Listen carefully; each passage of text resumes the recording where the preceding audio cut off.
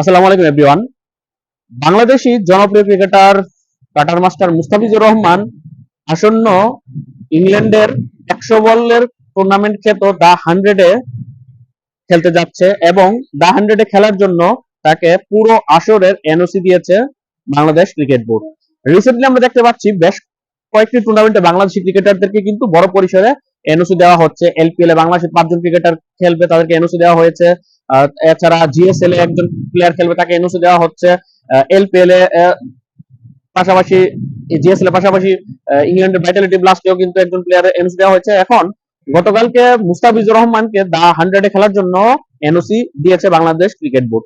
গত মার্চ মাসে বাংলাদেশি মোট 23 জন ক্রিকেটার ইংল্যান্ডের দা 100-এর যে প্লেয়ার্স ড্রাফট সেটার জন্য নিজেদের নাম লিখিয়েছিল, যার মধ্যে থেকে প্রথম বাংলাদেশি ক্রিকেটার হিসেবে মুস্তাফিজুর রহমানকে দা 100-এর জনপ্রিয় দল বার্মিংহাম ফিনিক্স 1 লক্ষ পাউন্ডের তাকে দলে তারা ভিড়িয়েছেন। তারপর এখন মেইন ইস্যু ছিল মুস্তাফিজুর রহমানকে কি এনওসি দেওয়া হবে কিনা, কারণ টুর্নামেন্টটা শুরু হবে আগামী 21 জুলাই এবং শেষ হবে 16 আগস্ট। এখন 21 জুলাই থেকে 16 আগস্ট এই টুর্নামেন্টের জন্য পুরো আসরের এনওসি পাচ্ছে মুস্তাফিজুর রহমান। তাকে 1 মাসের এনওসি দেওয়া হয়েছে, যদিও টুর্নামেন্ট 1 মাসেরও কম সময়ের, তবে তাকে পুরো 1 মাসের এনওসি দেওয়া হয়েছে। আগামী 20 জুলাই থেকে 20 আগস্ট 1 মাস সময়কালীন তাকে এনওসি দেওয়া হয়েছে। তার দলের প্রথম খেলা অনুষ্ঠিত হবে আগামী 24 জুলাই এবং লিগ পর্বে তার দলের শেষ ম্যাচ অনুষ্ঠিত হবে 12 আগস্ট।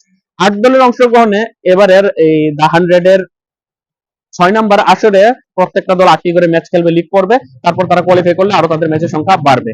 এখন মুস্তাফিজুর রহমানকে এই টুর্নামেন্টে এনওসি দেওয়ার জন্য তো অবশ্যই বিসিবিকে ধন্যবাদ দিতেই হয় এবং বাকি ক্রিকেটারদেরকে অন্যান্য লিগে এনওসি দেওয়ার জন্য তাদেরকে ধন্যবাদ দিতে হয়। যদিও শামীম হোসেন পাটোয়ারিকে এনওসি না দেওয়া নিয়ে কিন্তু একটা কন্ট্রোভার্সি তৈরি হয়েছে। তাকে জাতীয় দলে খেলার কারণে তাকে এলপিএল এ খেলার এনওসি দেওয়া হয়নি, যদিও জাতীয় দলেও তাকে রাখা হয়নি।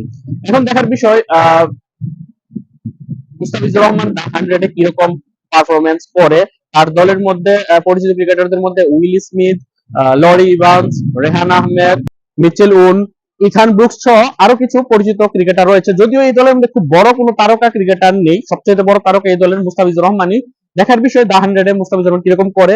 যদিও এটা কোনো টি-20 ফরম্যাটের খেলা না, এটা হচ্ছে দা 100 100 বলের টুর্নামেন্ট এবং এই 100 বলের টুর্নামেন্টে মুস্তাফিজুর রহমানের অভিষেক হচ্ছে, যে কোনো বাংলাদেশি প্রথম ক্রিকেটার অভিষেক হচ্ছে, প্লাস দা 100-এ অভিষেক হচ্ছে বাংলাদেশ ক্রিকেটারের। আশা করি মুস্তাফিজুর রহমান টুর্নামেন্টে ফাটিয়ে দিবে। আপনাদের মতামত অবশ্যই কমেন্টে জানাবেন। আল্লাহ হাফেজ।